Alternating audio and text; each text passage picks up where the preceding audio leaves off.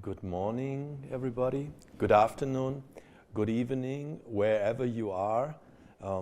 Welcome to ECCHR event series, Human Rights in Times of Crisis, of Resistance and Concrete Utopias.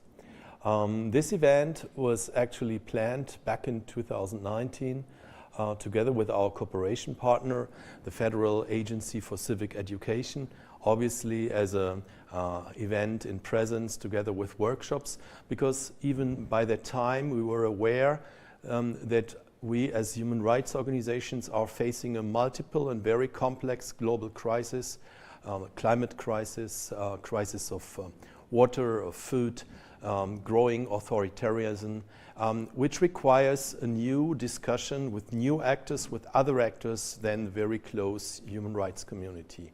And obviously, with the current pandemic crisis, it became even clearer that a conversation is needed. We're hoping that at some point in the upcoming months, we will be able to fulfill our function as ECCHR to serve as a platform, as a hub for actors beyond Germany, beyond Europe, beyond law, an interdisciplinary mixed coalition of people. But as Alejandra Ancheita from Mexico said, we have to maintain our internationalist spirit, and so we have to bridge until this time has come. And so this is why we decided to aggregate one more online conference series to the endless series we're having already.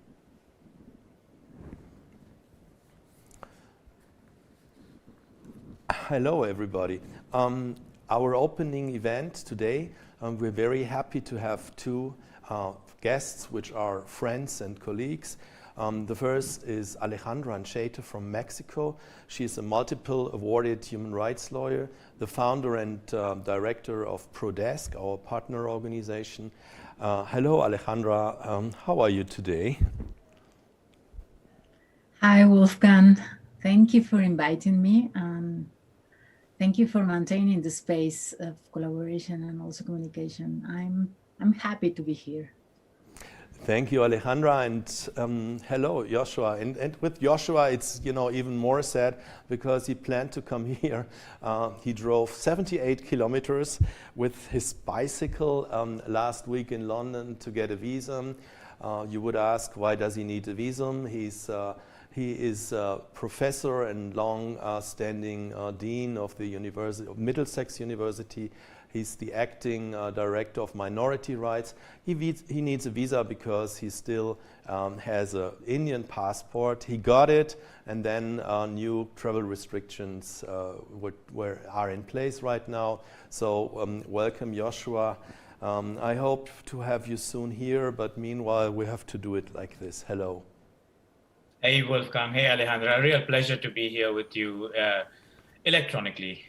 Looking forward to, I think, what is an exciting space they're opening up, Wolfgang. We've heard so many things about everything that's broken. We need to start finding out how to fix it and working out our responsibility in it.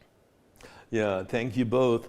So the idea of this evening's event is to have a discussion amongst us, the three of us, and then after more or less an hour, we would like to invite all of you who are listening to participate in the chat and post your questions. The code is Slido, and then I have a number for you, 024066. I repeat, 024066. So you have to put in this number, and then you can post your questions. My colleague Maria, who is next to me, sits on the sofa and will then forward your questions to my cell phone. So if you see me on my cell phone, it's not that I'm looking the football results, which I'm obviously interested in, but this time it's only for learning about your questions. We have been discussing amongst ECCHR and also with the two of you, what is the appropriate choreography for this event? And obviously, there is a lot of place for utopian features in these times. No questions about that. But at the same time, activists, artists, experts are breaking with the established model and are designing counter models for the future. People are taking the streets, such as the women's movement in Latin America, such as Black Lives Matter. People are taking the streets to demand their rights and those of others.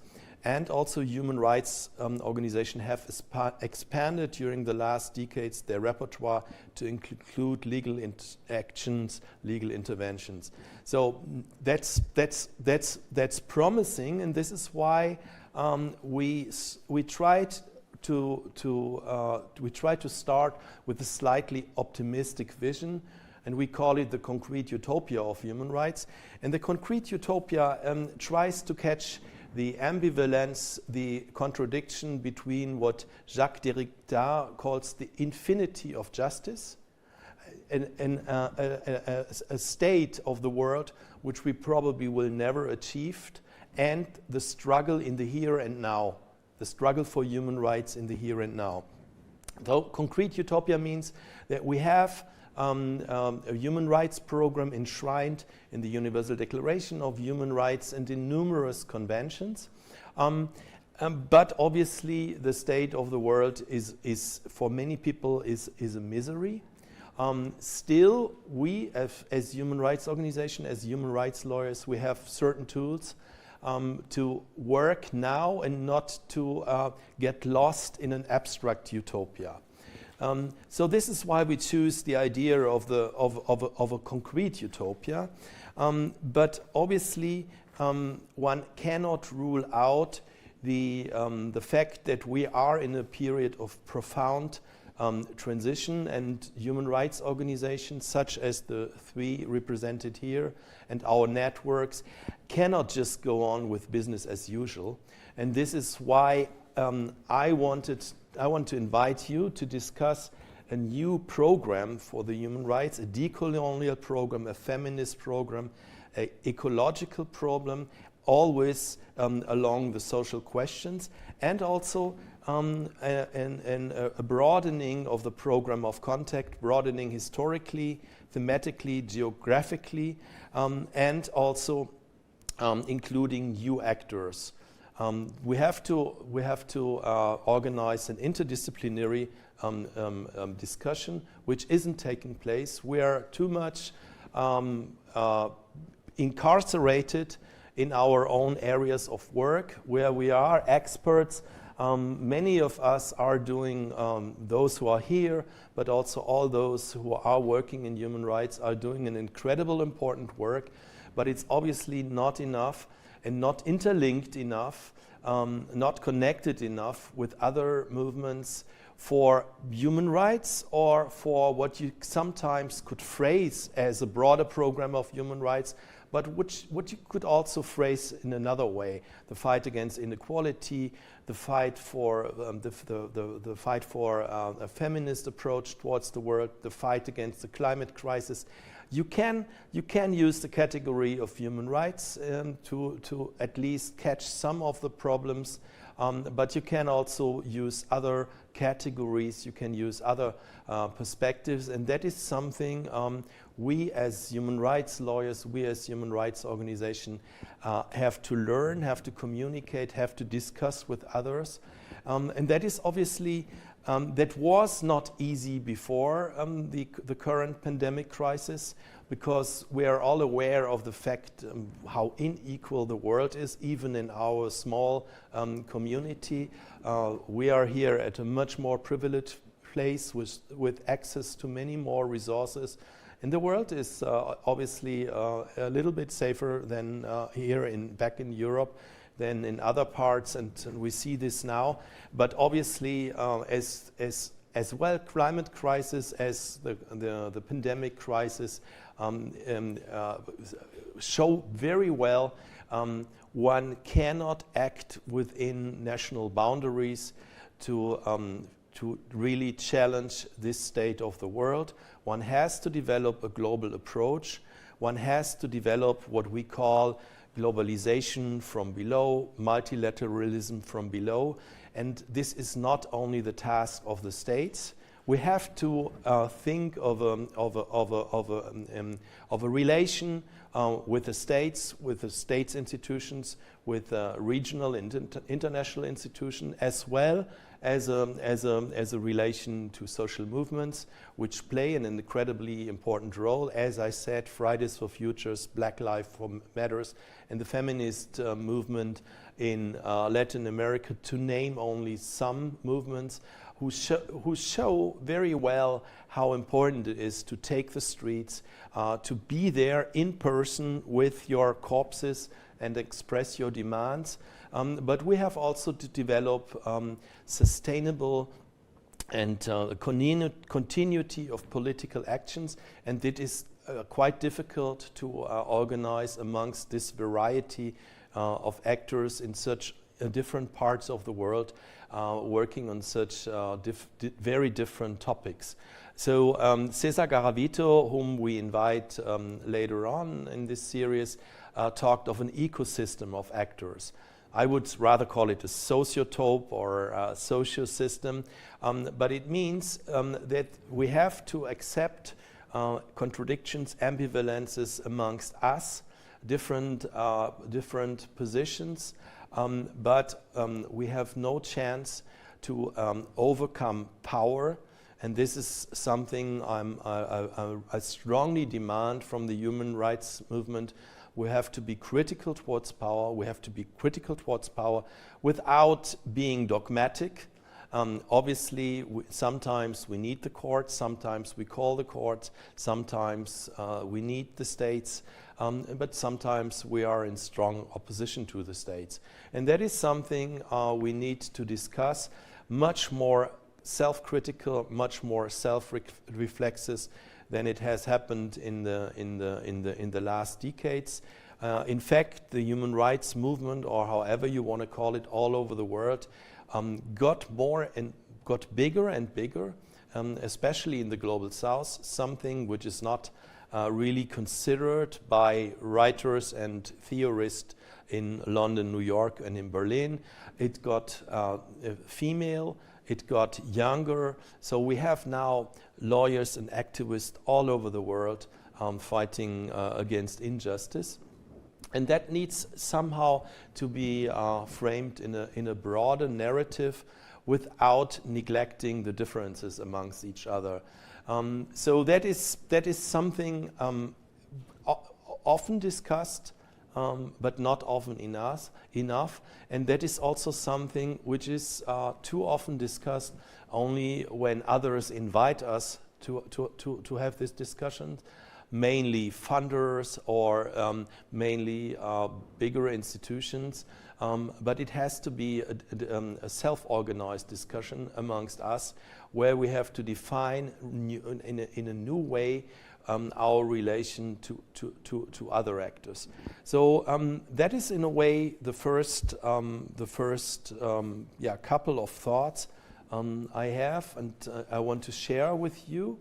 I know, Joshua, you were the one who reacted very quickly when I sent you the first lines of my book, The Concrete Utopia of Human Rights, which is only published in German so far. You reacted very quick, and you had your own opinion to that. So I would like to invite you to speak now about this or about something else. No, thank you very much, Wolfgang, and it's a pleasure to be in this discussion with you and Alejandra. We need to hold you to one promise: that book needs to make it into English. I mean, that is really, really fundamentally important. Yeah, my immediate reaction on reading it, I think, was just to emphasize that part of the machinery that human rights has developed, which is the need to be critical, has essentially been turned on itself. And this idea that we can use critique of society to try to improve it is a valuable one. But when the critique becomes the main course and not the aperitif, then there is a problem. And essentially what has happened is that by putting this notion of critical thinking into that space. And I mean, you started off by talking about Derrida, again, somebody who talked about deconstruction and somebody who talked about the need to go back to the ideas and forensically examine them. But essentially our technique as human rights lawyers certainly was critical thinking. And that we owe really to the critiques of power that set up the edifice of human rights. And I'm not just thinking about the edifice of human rights starting from 1948 and the Universal Declaration of Human Rights. I'm thinking about movements all over the world throughout history that have called for social justice, that have tried to embrace this fight that has always occurred between people who want to exploit for their own benefit and people who want to build for the benefit of all. And this has been a tension that has existed throughout history. I was explaining to a friend of mine who used to live in London about how London had changed. And I said, remember when you used to come to London, we always knew there were rats in the tube, in the London transport system. We just didn't expect them to be driving the trains. And I think that is essentially a key here, that you've got to a system by which the basic tool of human rights, which is critical thinking and use of critique, has essentially been turned, I think sometimes by ourselves as human rights lawyers, on our project, because we felt it wasn't giving us justice quickly enough and it wasn't giving us the kind of justice we wanted. But that critique was then seized on by political forces who decided to just dismantle it as a system and dismiss it. And I mean, that's what you've got. So, it's a bit like it was famously said, democracy is a terrible system except for every other. It's a bit like that you get to the time of a pandemic. And instead of thinking about this through a human rights lens, you start thinking about it from a lens by which essentially how you can look after your own interests. And if that happens to be, if you happen to be a rich, powerful man in government, that means you're totally justified in doing whatever you want to just look after your own interests. And if you happen to be a migrant worker on the border somewhere who's sent home with no prospect of a future, exposed to viruses, then so be it. And you just shrug your shoulders and say, well, that's life. And then you get to this, what you end up with that thinking is you get to a world where the powerful eat everybody else.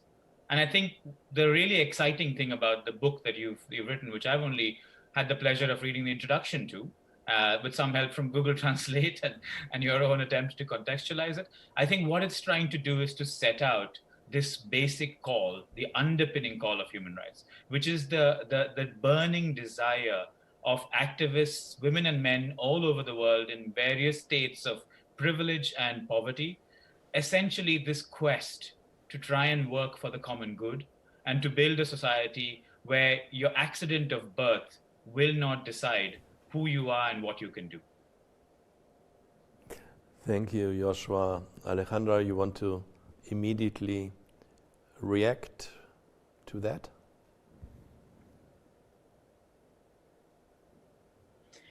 Yes, thank you, Joshua, and also thank you, Wolfgang. I didn't react immediately to the chapter, but I did react when I had time to finish reading the chapter, the final chapter, and I sent to you very quickly a message, Wolfgang, telling you something like, besides of congratulating you for this achievement, also telling you that it was a very enjoyable reading for me.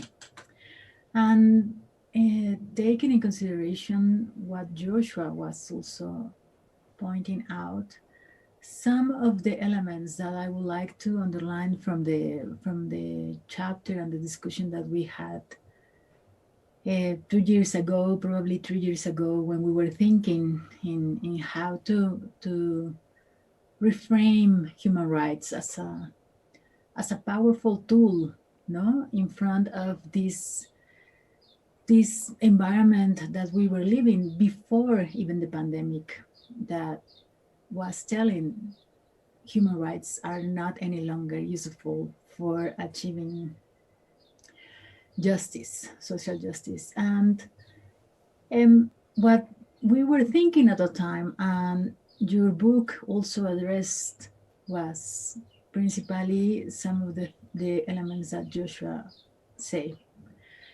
The human rights community had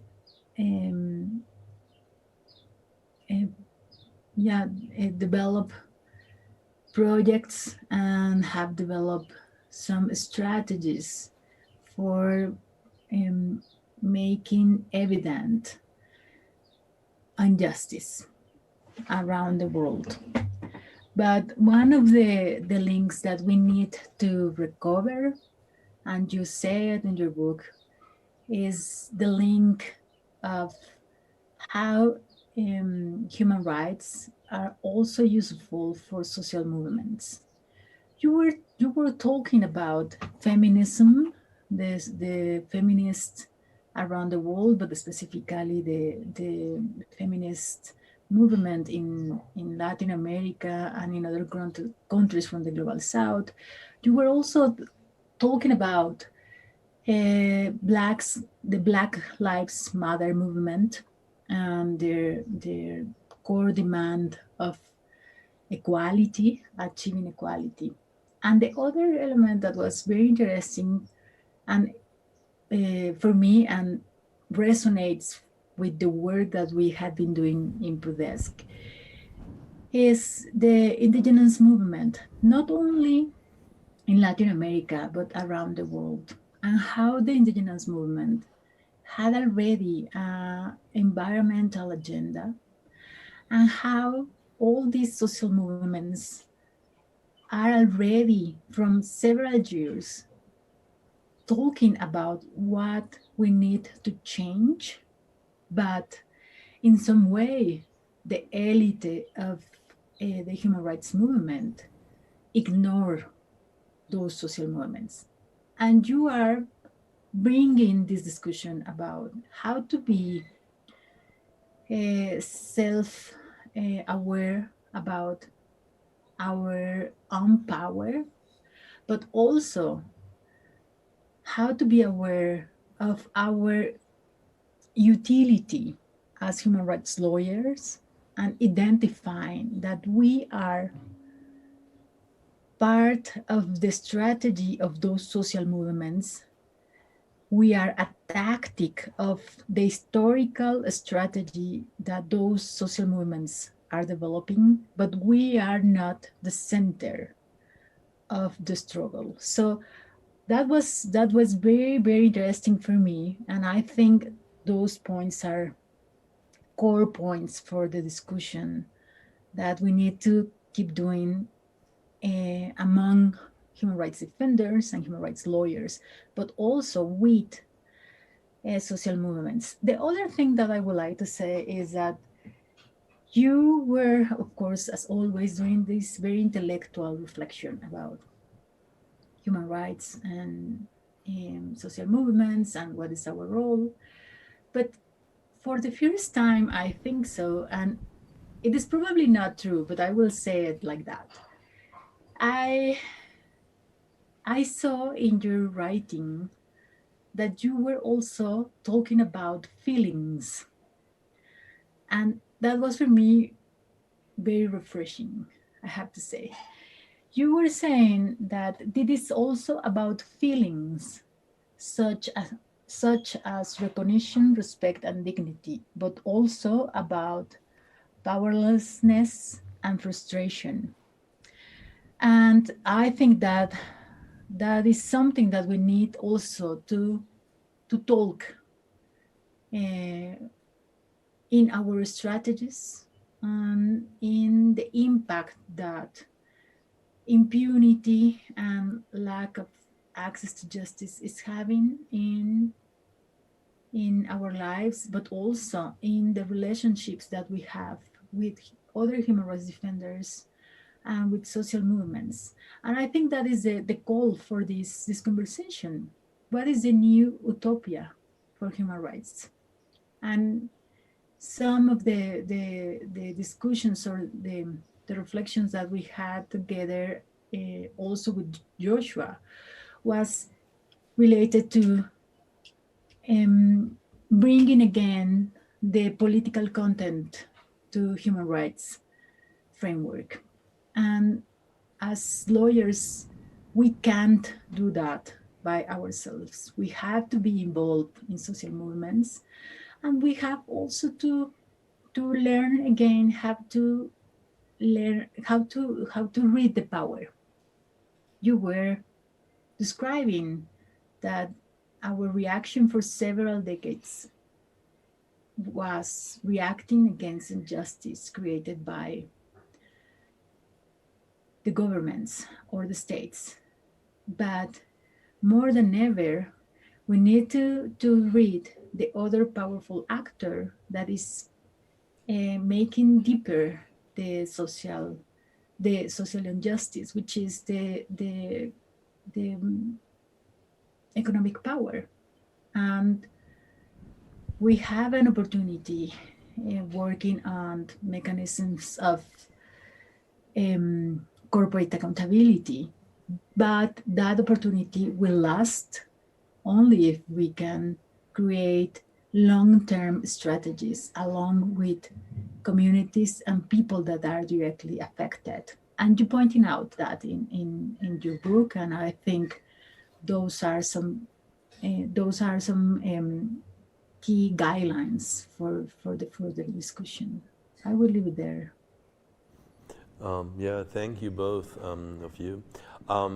You, Alejandra, reminded us that we have been gathering already back in 2018, 2019, together with our friends from the Human Rights Law Network in India, Colin Gonsalves and Kranti, with the Center for Constitutional Rights in New York, with CELS in Argentina, with our Colombian friends, our South African and Palestinian and Philippine colleagues, which are all more or less in the more abstract terms, in having the same problems as we have, and we wanted to create something like a platform, and even started to write a small manifesto, but that was back in spring 2020, and the manifesto was in a way overturned by the dynamics of the time.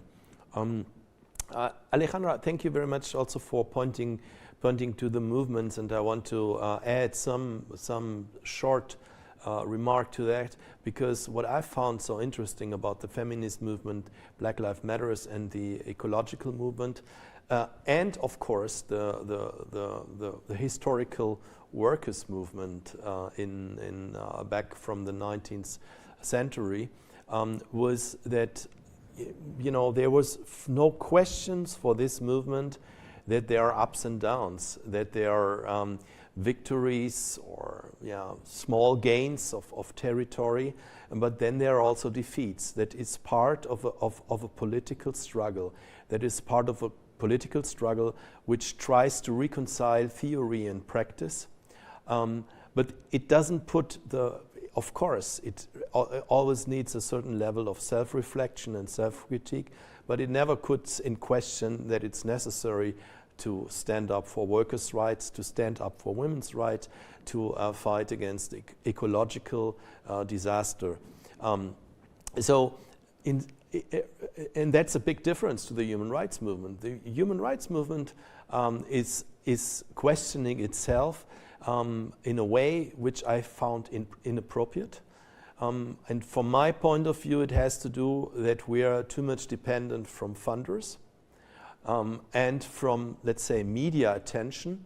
And to funders and to media, we are rather not presenting a differentiated view and analysis, political, sociological, and economic analysis, and connected with our work. But we ourselves feel obliged to present our work as very successful, even though when we close the annual report, the press release, we think slightly different.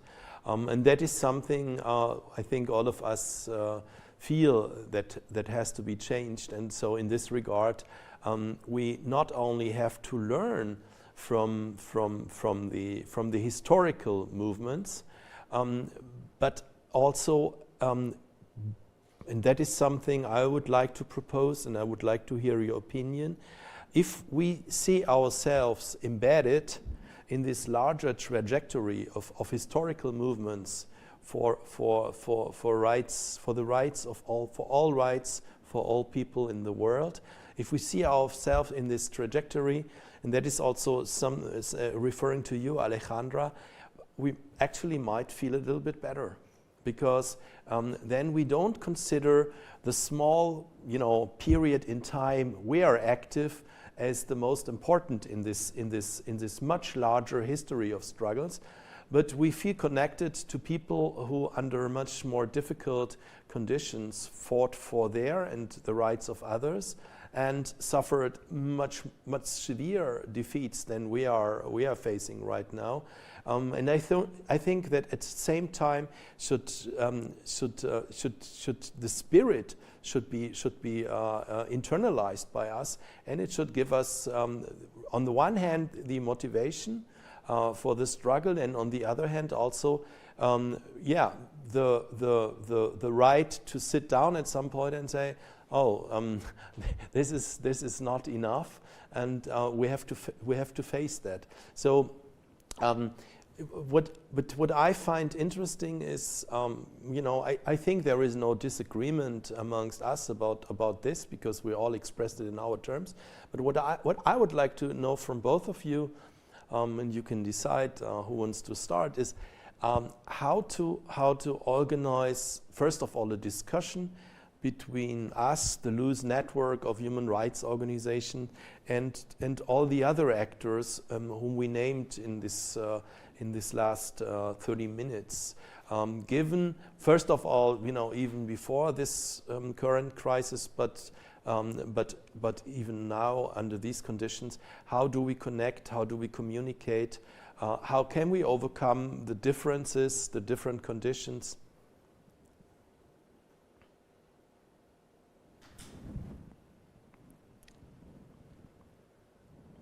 Alejandra. Joshua, you first.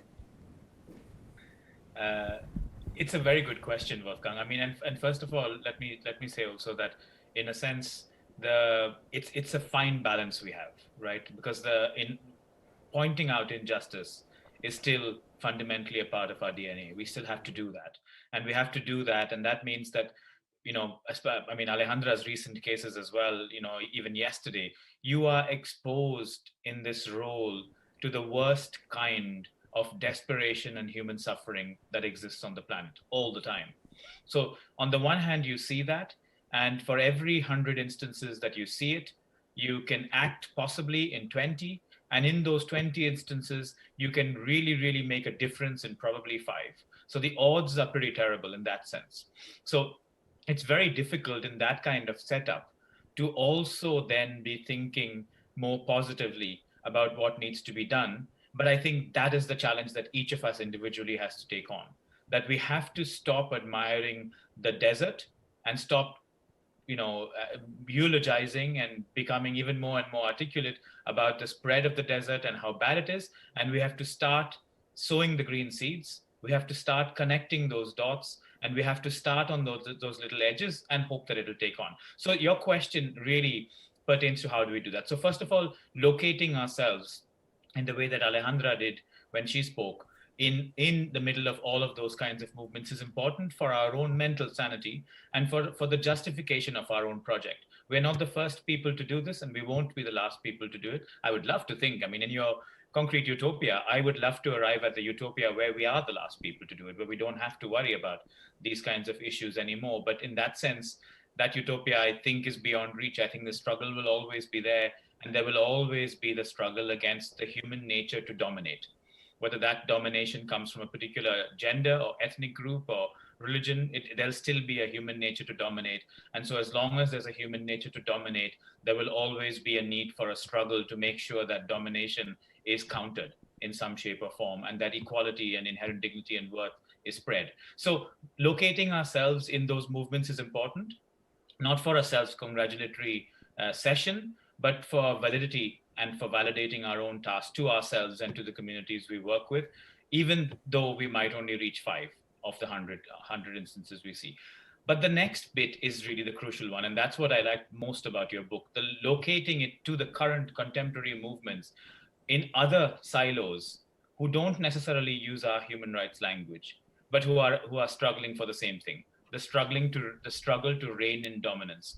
And that's where I don't think we as human rights lawyers or the human rights movement has connected enough with the movement for gender equality. I don't think we've connected enough with those struggling for structural changes to society. And we certainly have never connected enough to the ecological movement, and which is now becoming so much more prominent. So absolutely agree that that is the way in which we have to do it. We have to link. On the how, we have to just accept the fact that this is a patient conversation that you almost have to win mind by mind.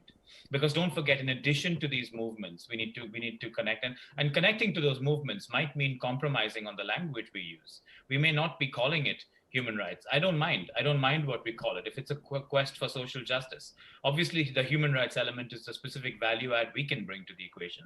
But the quest for social justice, we have to do in partnership with others, adopting and learning from them and using them and not leading them, not trying to lead anybody. This has to be a movement that comes together willingly without some great rallying call or behind a great leader. That old-fashioned model, I think it doesn't work anymore. So we have to do it in that way, and that means some compromise possibly on language. But the key element is we just have not to lose sight of the fact that our target audience is every single human being on the planet.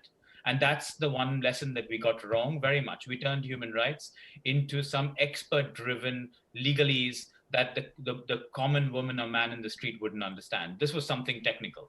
And then essentially it became so technical, and we need those techniques. Law is also an art, and it's an art and a science. You need to be able to have the know-how to be able to tackle it. But we need to be able to pause and translate our message and relate our message to the suffering that people individually feel.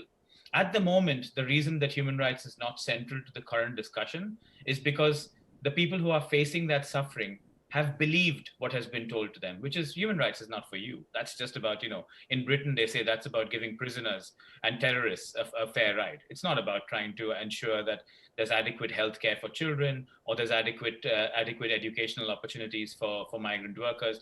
That's not for you. That's human rights stuff. That's what those lawyers do when they argue in court with those judges. And guess what? They're both incredibly privileged. And that critique is right up to a point. So I think making that observation about our own movement and how we need to change the way in which we think about ourselves and locate it to the other movements we talked about, make an active attempt to reach out to the other movements, even if it means compromising on the language and terms we might use, would be the second element for me.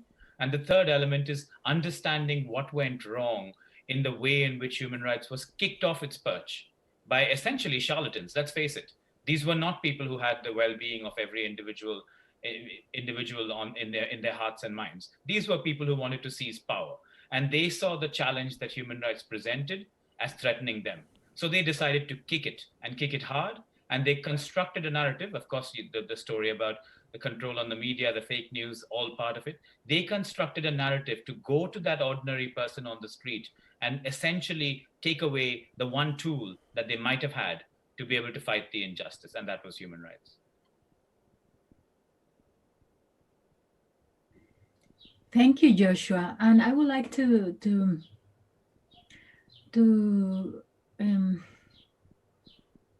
support some of the points that Joshua was already doing. I think one of the challenges now for human rights lawyers or for the human rights movement is finding again the use of value of our work, no? And that is a reflection that we have to have with social movements. And the other element is, of course, what kind of leadership is needed now? Not only from the human rights movement, but also for other movements. Some of the exercises that we are doing in ProDESC, and I think also other organizations from Latin America, is trying to build another way of leadership, another model of leadership. And we are trying to build collective leadership for defending human rights.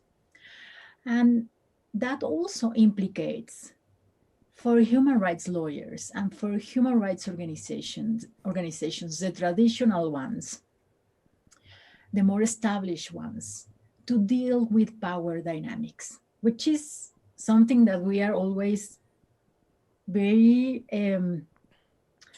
scared to do and to even to bring to our discussions, no? How the power dynamics are functioning in networks and in international efforts of solidarity, or even in transnational collaborations in order to fight against corporation, or in order to fight for defending the land, territory, natural resources of indigenous people in Brazil, in Ecuador, in Mexico, and also in other parts, for example, in Africa, or in Asia. No, so that is one of the challenges that we have to face. What is our use of value as lawyers? And I totally agree with the position of Joshua, that doesn't mean that now we are going to be organizers. We are lawyers. We need to be still rigoristic in our exercise of lawyers, but we also need to think what is the value of our work for achieving social justice. But the other challenge for me, and that was an attempt of also respond to this conversation about the utopias of human rights, is thinking what are the other utopias for human rights defenders, for human rights movements. And we were talking about social justice, but I think now social movements and other human rights defenders that are not the traditional human rights defenders, that are not the mainstream human rights defenders, we are talking about equality. But what means equality? What is the definition of equality that we want to build?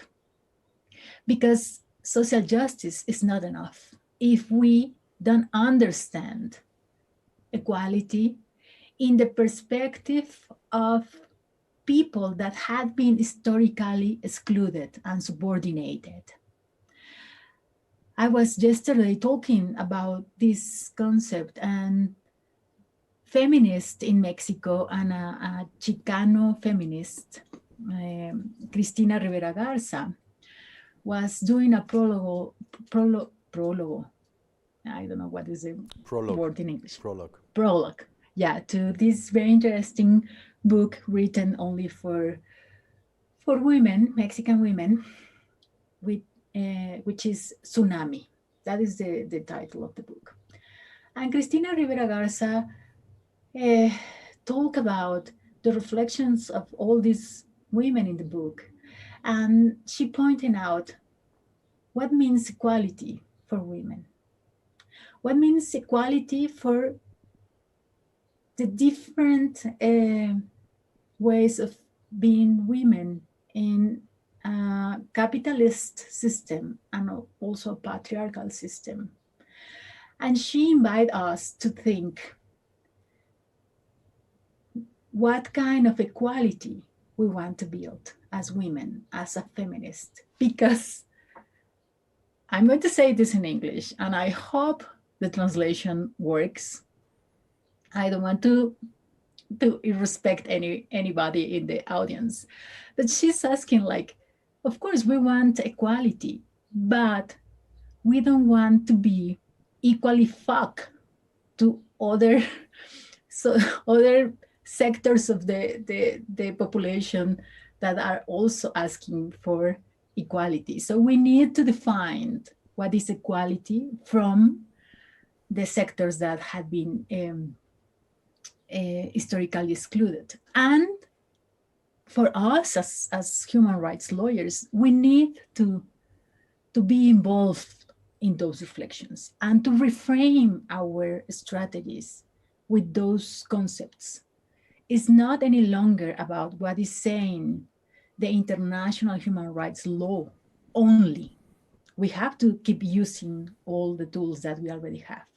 But we need to get compromised, as Joshua was saying, with other concepts that are not the concepts that we are used to do and to work and to argue in courts. But we need to find our use of value of this work. So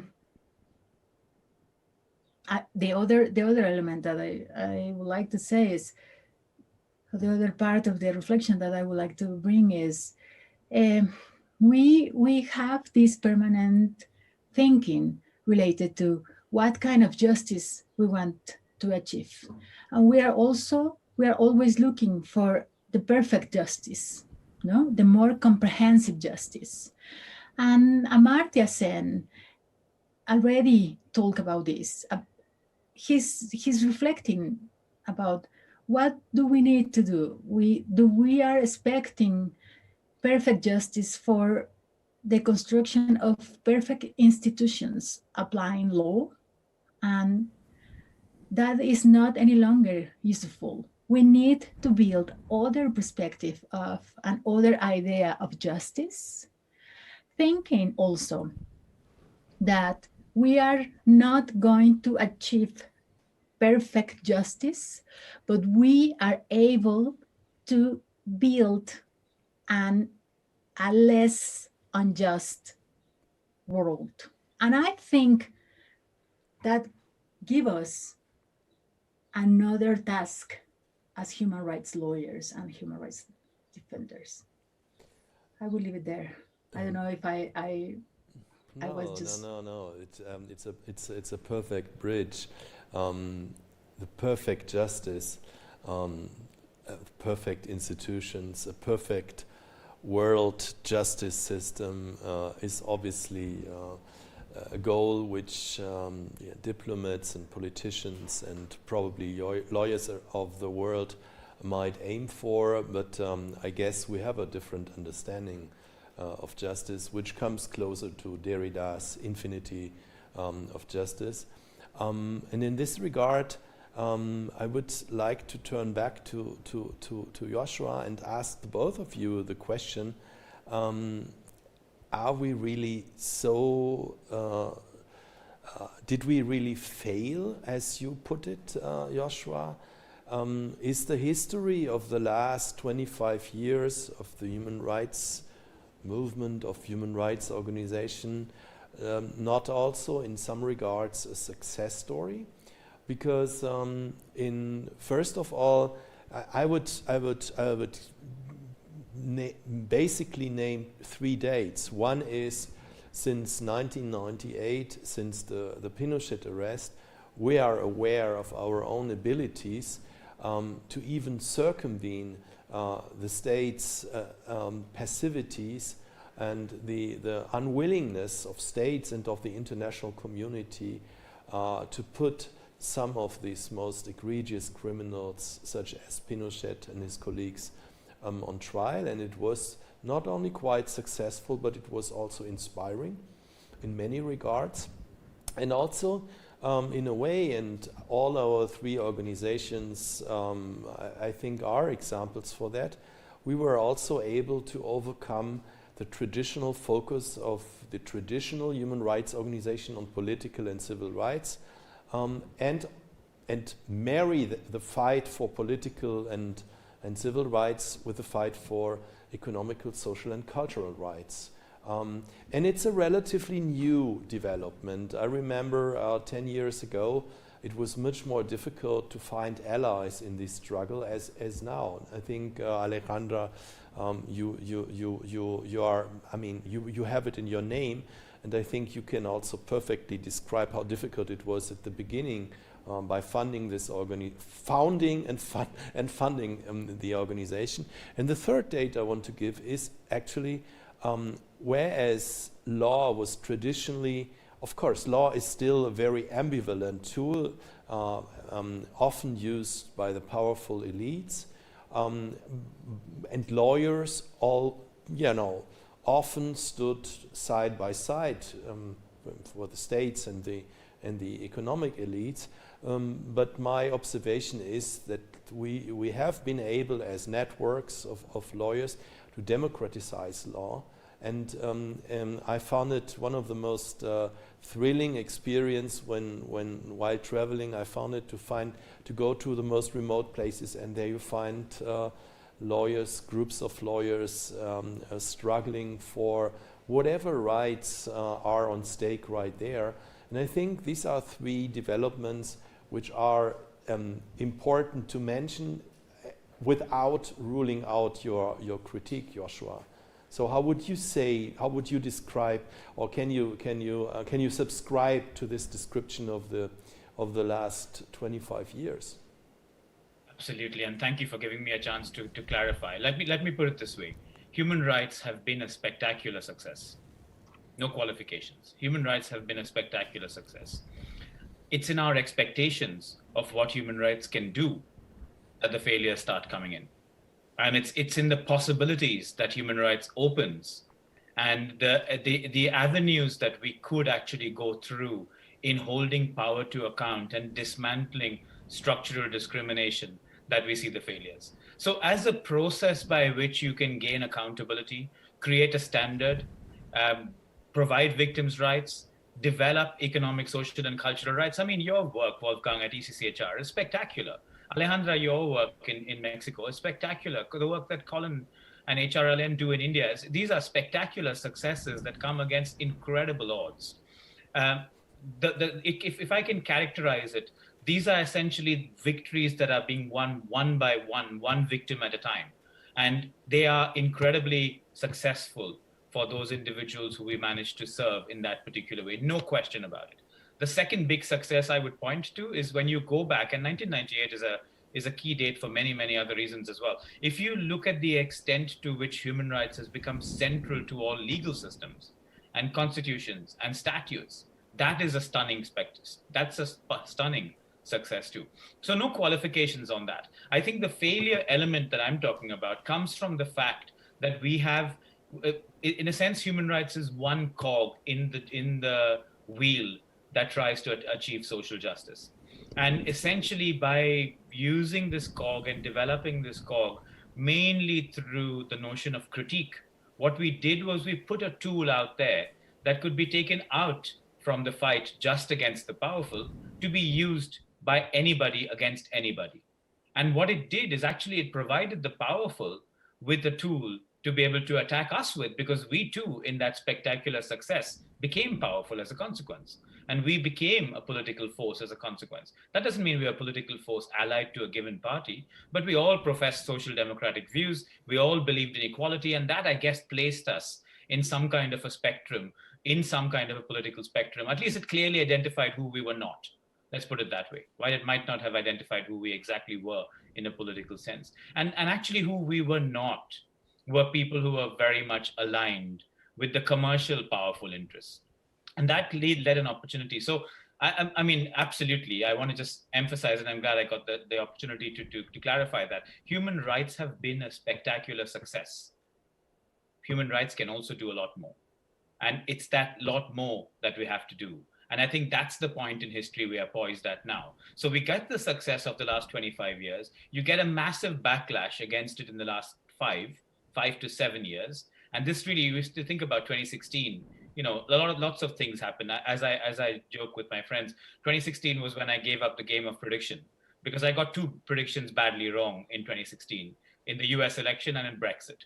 And again, because I had this belief in rationality, and belief that when people reasonably sat down and assessed the facts, they would come to the only conclusion that was possible. And actually, they came to the exact opposite conclusion. Not that the conclusion I thought they would come to was necessarily the best for society, but it was just not comparable to the alternative.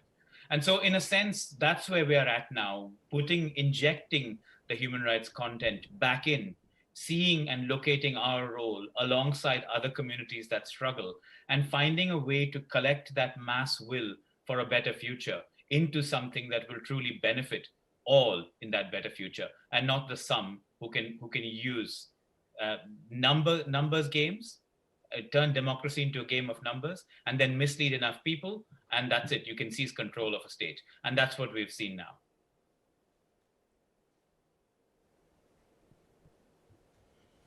Thank you, Joshua. For me, it's very similar. I think again is for answering this question about if do we really failed. I disagree. I think we were able to have an impact. And you were remembering, Wolfgang, about how difficult it was 10, 15 years ago to talk about economic, social, and cultural rights. How difficult was to bring the attention about equality and what means equality for indigenous people and for defending their land, their territory, their natural resources, and not only about the responsibility of the governments, but also about the responsibility of corporations. 15 years after that, we are now talking about how to make accountable corporations, not only responsible for the actions, but also accountable for corporations. We are accompanying this discussion not only happening in Europe about this European law for compulsory or obligatory due diligence in the supply chain, but also we are seeing how other countries are doing those processes. And it is also starting to happen in Mexico and Latin America, that discussion. 15 years ago, that was not possible. And that doesn't mean that we won all the cases, no? As you say in your book, it is also about frustration, and it is also about losing cases. But losing cases don't necessarily means that we failed as movement to open some cracks in the system. And that is the other thing, that we are now questioning ourselves and listening social movements talking again about the economic model, questioning the capitalism and questioning the patriarchy. And that is also because the human rights movement were pushing with cases, fighting for the respect of economic, social, and cultural rights, fighting for the respect of equality, for access to equal rights to women. And also, we are now talking about colonialism and how to think on the repercussions of the history of colonialism in our societies, but also in our legal systems.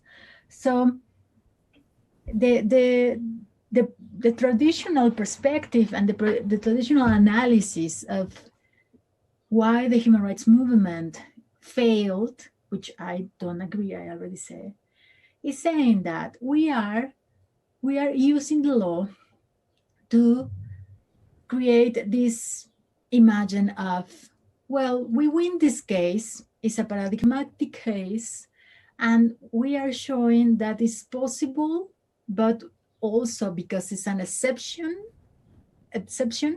we are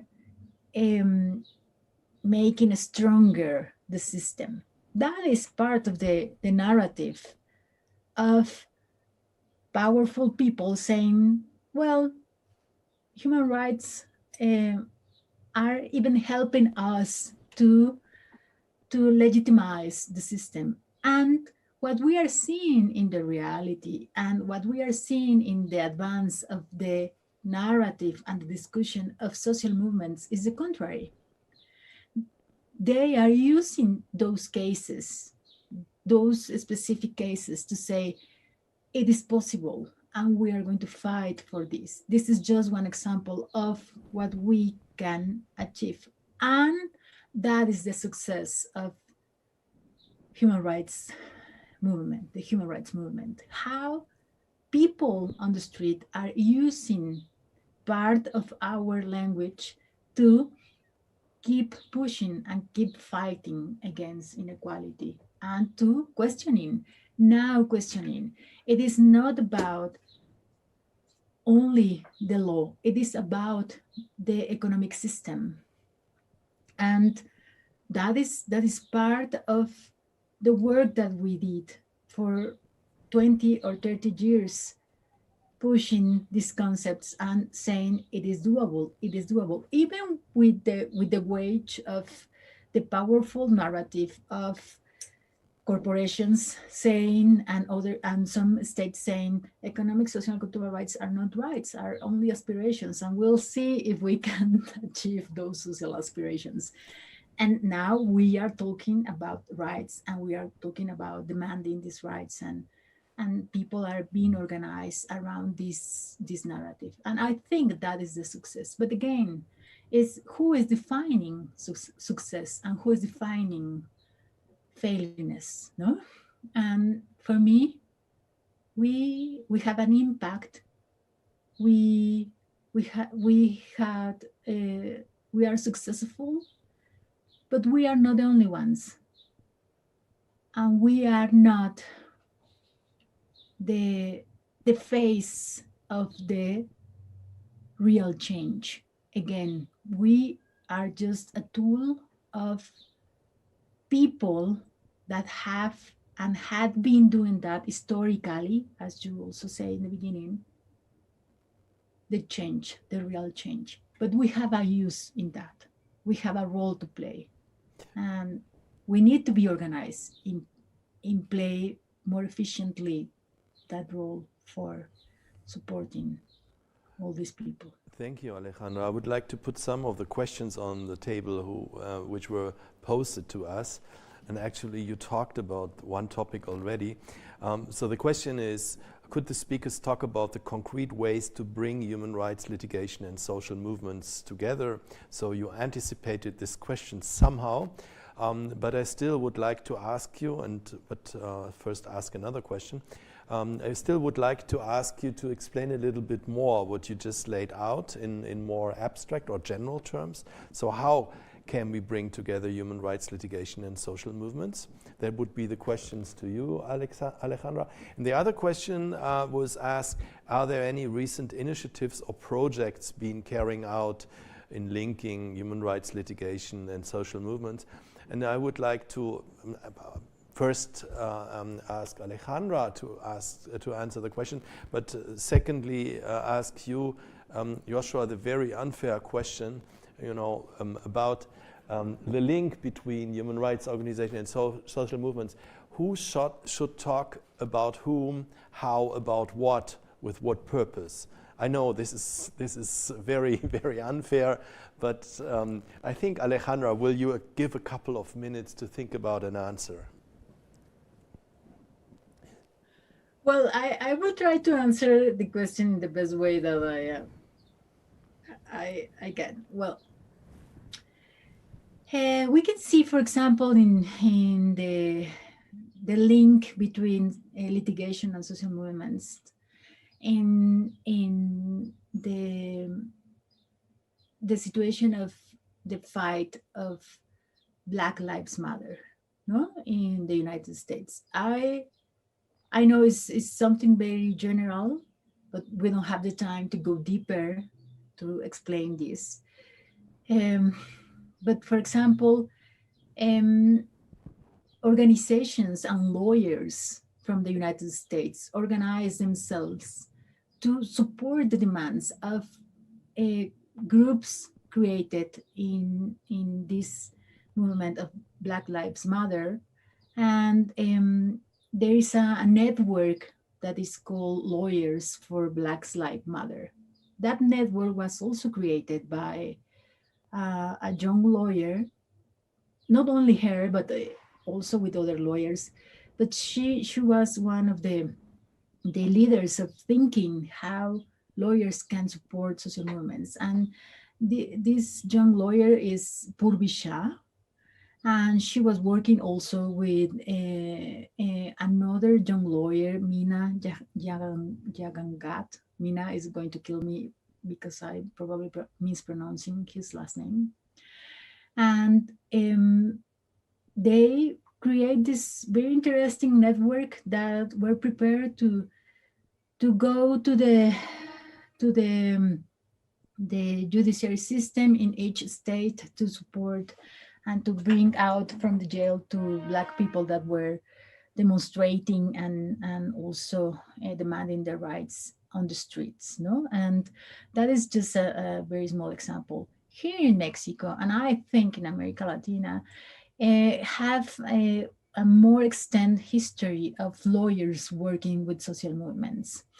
We have now a very interesting space. We are participating in a very interesting space convoked by CELS in Argentina that is bringing lawyers from different organizations in Latin America, from Brazil to Mexico, to think in what are the best strategies to support the defense of human rights, specifically linked to the demands of indigenous people, farmers, workers, the LGBTQ and plus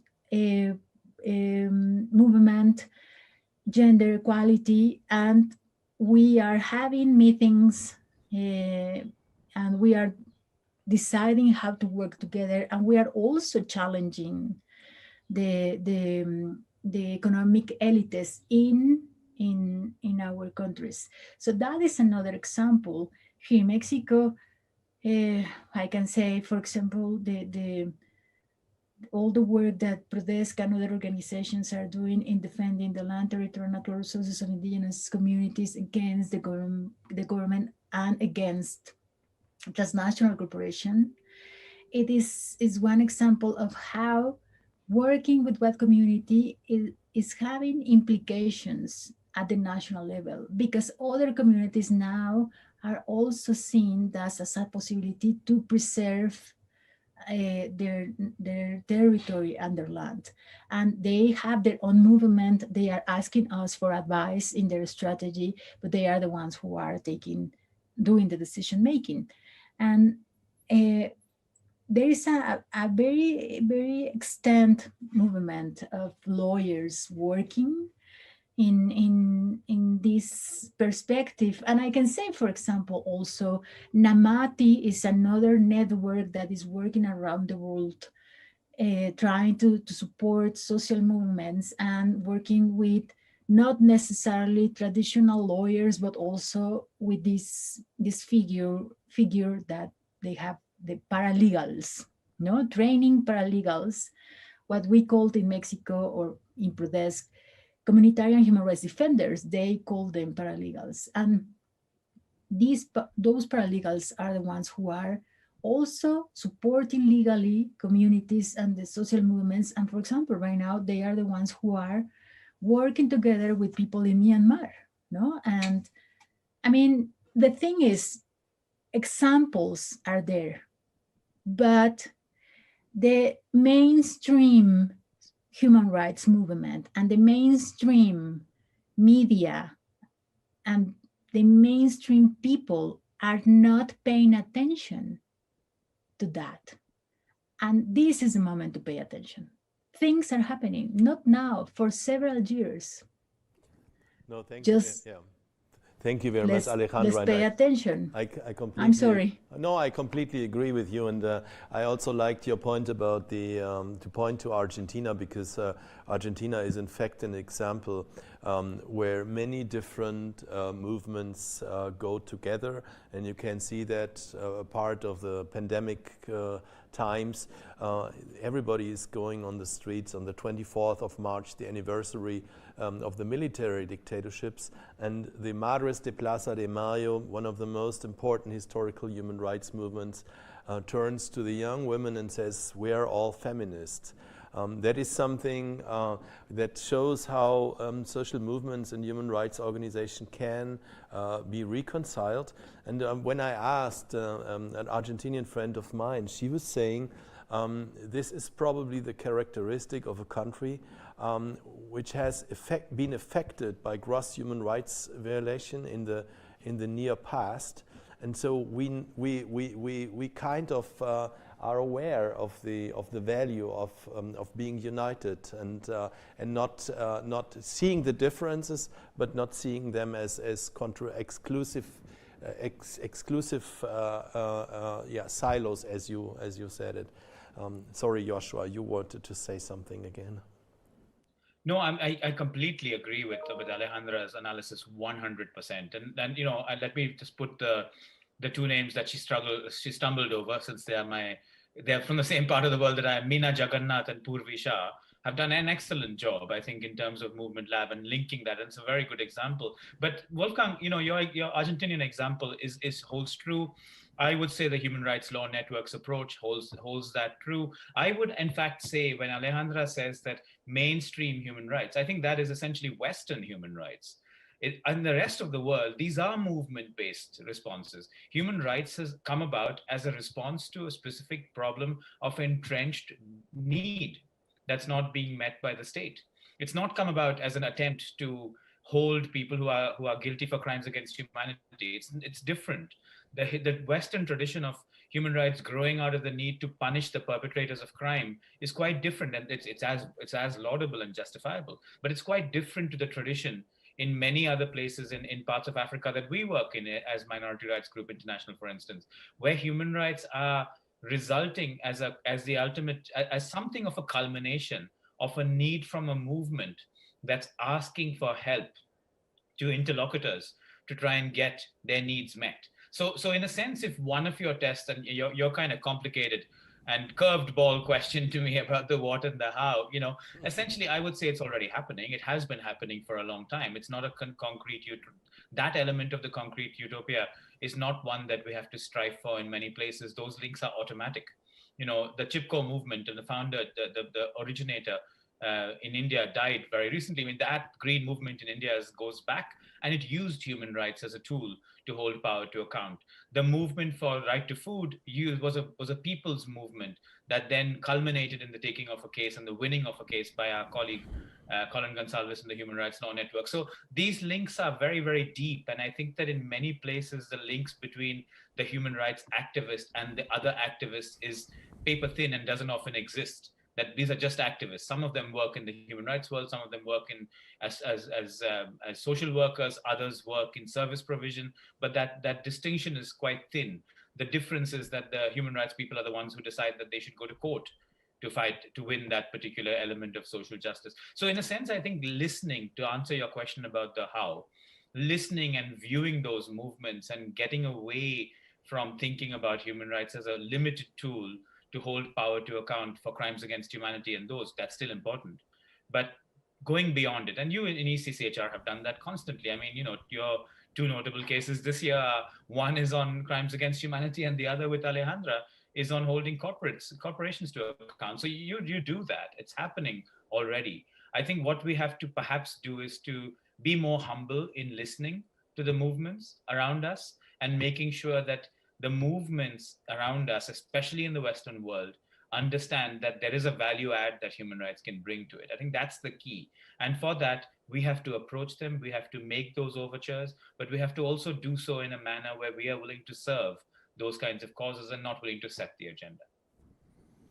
Thank you, Joshua. I have, actually, I'm trying to mix now two questions. And so the one question is, whether and how the pandemic changed the human rights movement.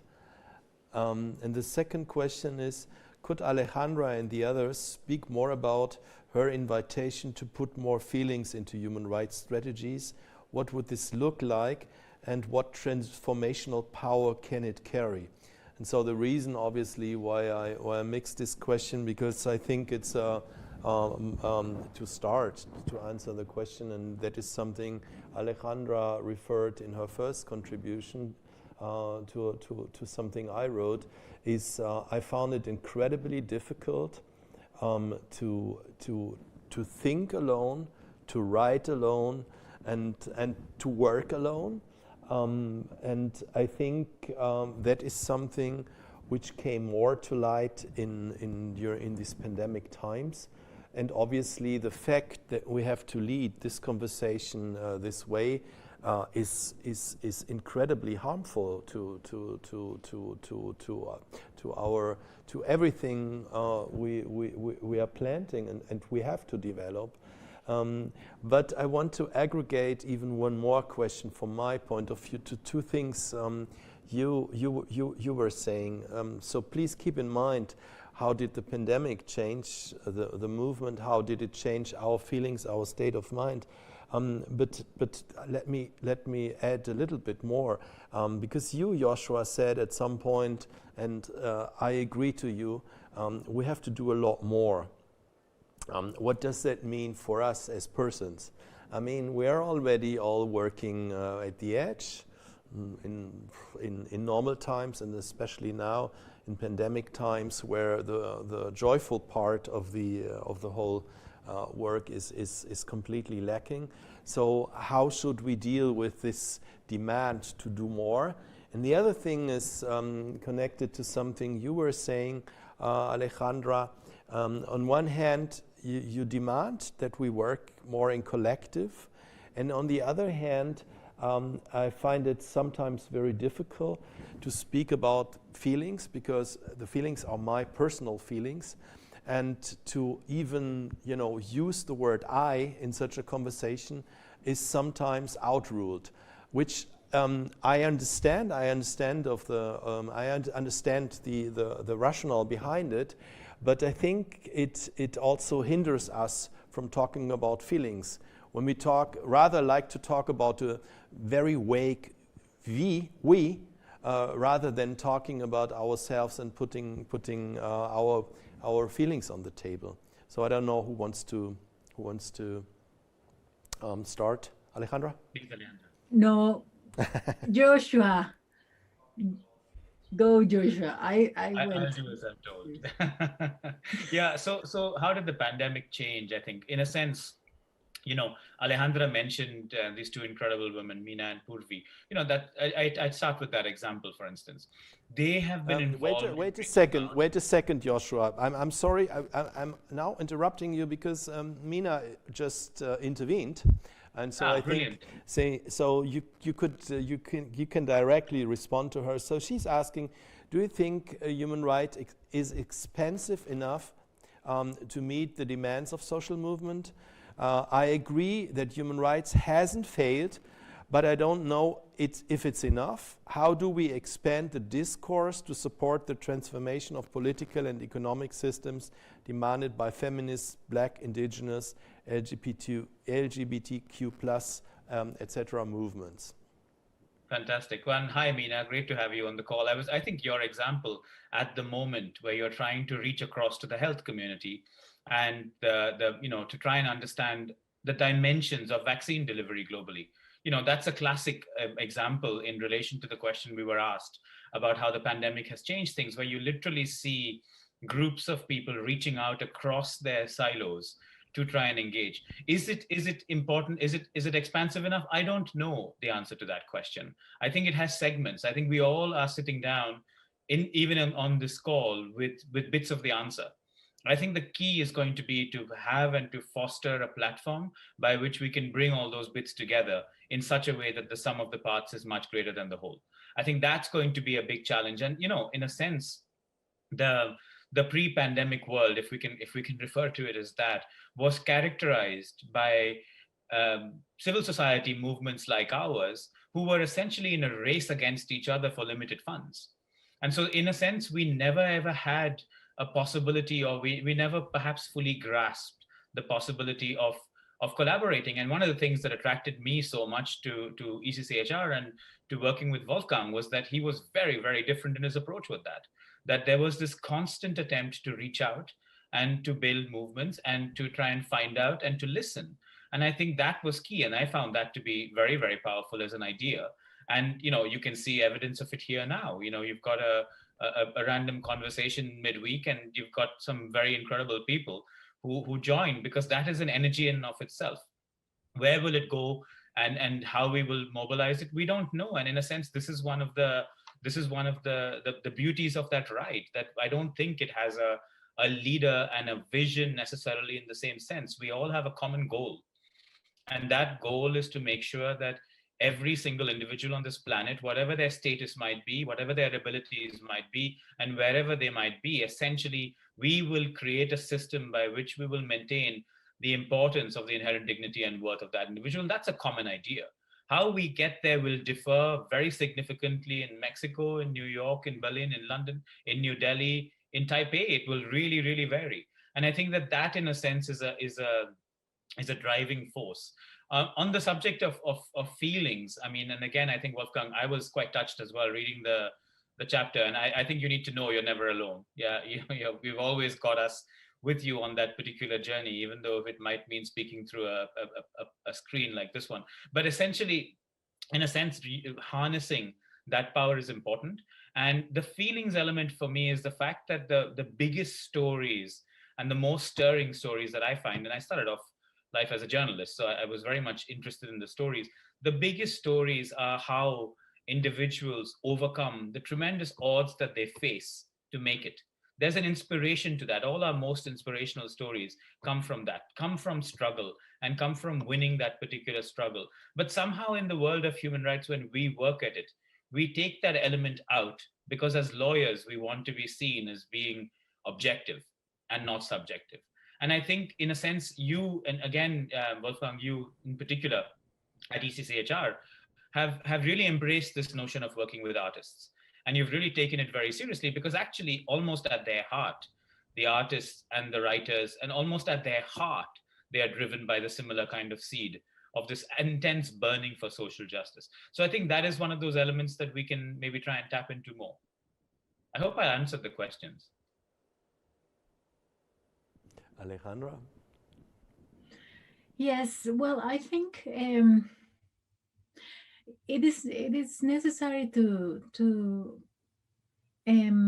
reorganize the way that we are thinking again, our participation. And I believe that it is not sustainable to think in an unidimensional perspective of who we are and how we develop our work. For us, it's been a learning process in ProDESC to identify that we have to work and to think and to apply our strategies in an individual capacity, also in a collective capacity, and at the same time in a communitarian capacity. And I have to say, it is not easy, and it's not a quick process. And it is always a tension between how efficient lawyers have to be and if we really want to make an impact. And it is complex, but for us is working, and is working very well. And in that way also, the question about how integrate feelings to our human rights strategies, and again, is listening, as Joshua was saying before, listening and with humility other people. And for example, the feminists, we are for decades talking about how important is the private matter, and how we have this phrase about the personal is political and the political is personal. And that means subjectivity, and that means feelings.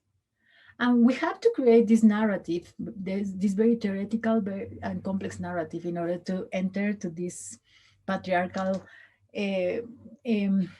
analysis of why feelings matters, no, and why subjectivity matters, and why it is important to listen and to understand our feelings and the feelings of other people to have a very effective strategy on defending human rights. The other element is also, for example, working with indigenous community, understanding their spirituality and how they are exercising their spirituality, and how their spirituality is also a tool for them, not only to resist, but also to fight. And that is also an element to integrate to our strategies for defending human rights. The other element, which is very important, historic memory. One of the lessons that we have in America Latina, from Argentina, Brazil, Ecuador, Uruguay, is with the Madres de Plaza de Mayo and all these movements during the 70s was, and even for the case that Wolfgang was involved several years ago related to Pinochet and the cases in Argentina. Memory matters, and memory for social movements of disappeared people and their families is about love, is about remembering what happened. And that is a very powerful tool to integrate our human rights strategies.